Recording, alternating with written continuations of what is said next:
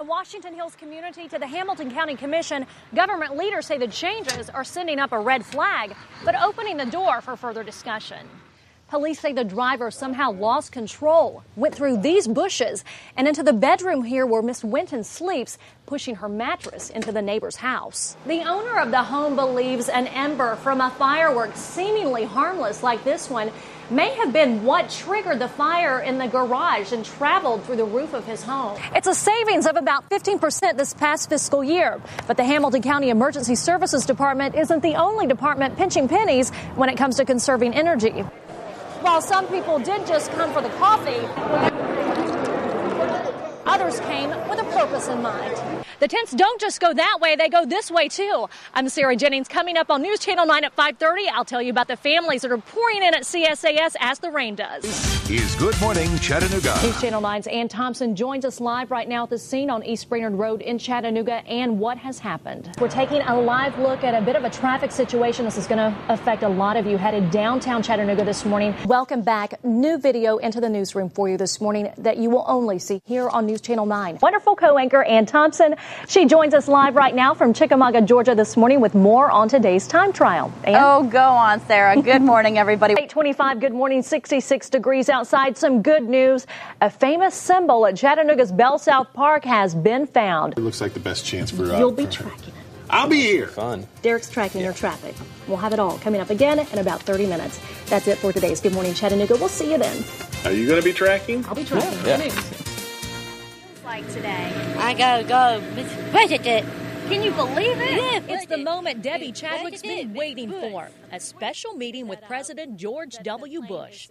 When he presents her with the President's Volunteer Service Award, she tells us she's going to give him a thumbs up and a high five. But after Air Force One lands at the Chattanooga Metropolitan Airport and the big moment finally happens, it seems Debbie has a change of heart. No high fives here. She goes in for a kiss. Debbie, tell me where he kissed you. Show me where he kissed you. They kiss you right here. Right there. Right there. Are you ever going to Even I got more than a high five and a handshake from Debbie. It's not very often I get kissed after an interview. Debbie's especially proud of her pen and shares one more memento from the president. Did he give you a big bear hug? Yeah, big bear hug. And big bear hugs will likely be going around at the Chadwick household for quite a while.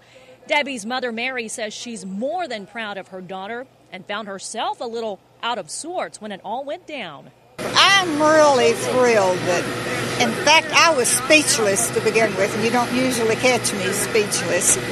And that's just fine with Debbie, who will go on making a difference in the lives of others.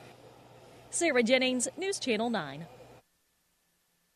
When we first met, I knew what I was getting into, but he was all worth it. Allison and David Weir were high school sweethearts. Last month, they celebrated their 2-year wedding anniversary and were making plans for his return in just a couple of weeks. David had been serving in Iraq for about a year and was anxious to get back to their 18-month-old son, Gavin. What would you tell Gavin about his daddy? That he loved his job and he died serving his country, and he loved doing what he did. I'm very proud of him.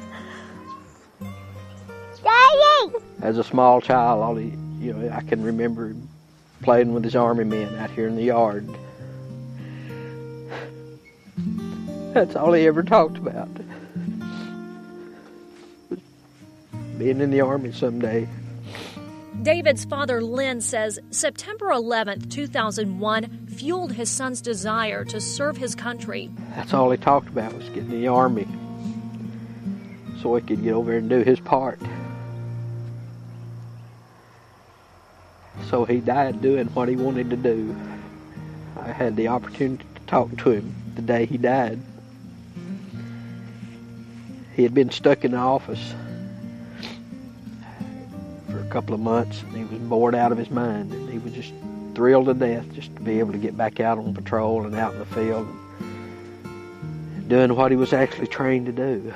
It was in the field, patrolling the streets of Iraq, where David paid the ultimate price. A young life lost, but as his family agrees, not given in vain. He loved that boy. He loved his wife. He loved us. But more importantly, he loved his country, or he wouldn't have been there. He's a hero, and, you know, he is part of the reason that, you know, we can sit here, and the pride that we feel, it's overwhelming. I just hope he will always remember David and remember that he loved him. Not to ever forget him. Tensions and emotions ran high as family and friends learned about the fatal shooting of an unidentified man outside Eastlake Courts off 4th Avenue early this morning. Right now, police are trying to learn more about the victim and if this crime's related to another shooting death earlier this week at a separate housing project. Right now, we are investigating if it's possible gang-related or if it's retaliation or any connection with the fatal shooting we had Tuesday evening. Sanandra Carthorne's lived at Eastlake Courts for a few months now and says she believes the shootings are related. It's red and blue. It's Bloods and Crips or one project against another project or something like that. I don't know what's going on. Honestly, I don't know. Sanandra says she believes today's killings is in retaliation to the shooting death on Tuesday. I don't think it's going to end until somebody else dies. It's going to keep on going. It's going to keep on going. It's going to keep on going. Until whoever shot the first person died. And that's how it's going to be.